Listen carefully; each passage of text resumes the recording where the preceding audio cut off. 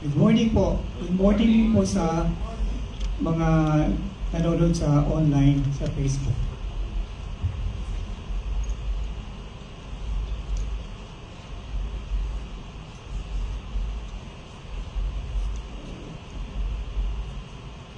Ang scripture po lang ngayon ay Proverbs 3, verse 9 and 10. Verse 9, honor the Lord with your wealth, with the first fruits of your crops. Then your barn will be filled to overflowing, and your vats will bring over with new wine. The scripture says that addresses honoring God with your wealth and the portion of your increase in return. It promises financial blessings and provisions. Giving the first fruits signifies prioritizing God rather than giving on what is left over. God is abundant. God abundance really amazing. Supernatural overflow comes from the Lord. And thank God, always, oh God, for His goodness. Kasi lately po, noong May, konting-konting kwento po.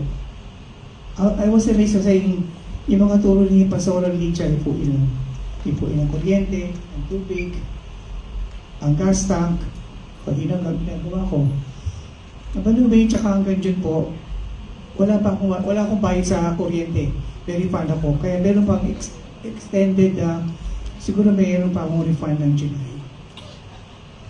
Tapos ang tubig ko naman ang mababa. Tsaka yung gas tank ko naman, medyo matagal na, hindi pala uubos.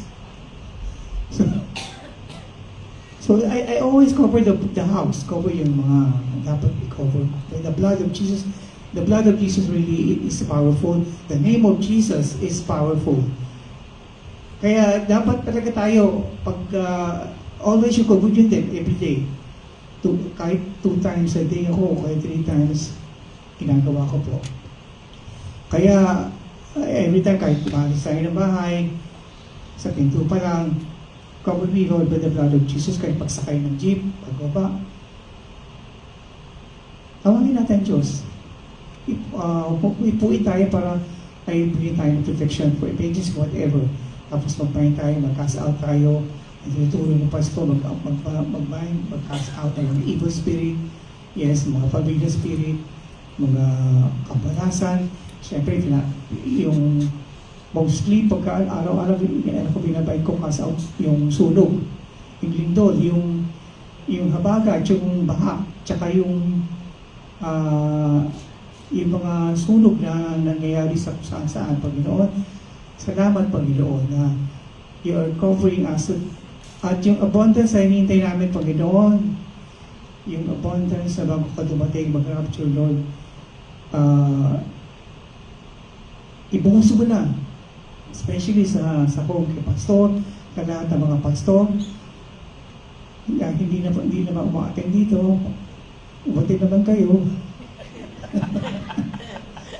Ang dami-daming silang upuan, bakante, ang dami-dami namin pala ngayon. Umatid kayo. Okay, let's lift our envelope with tithes and offering. We thank you, Lord. We praise you. We magnify your name. We give you thanks and praise for God.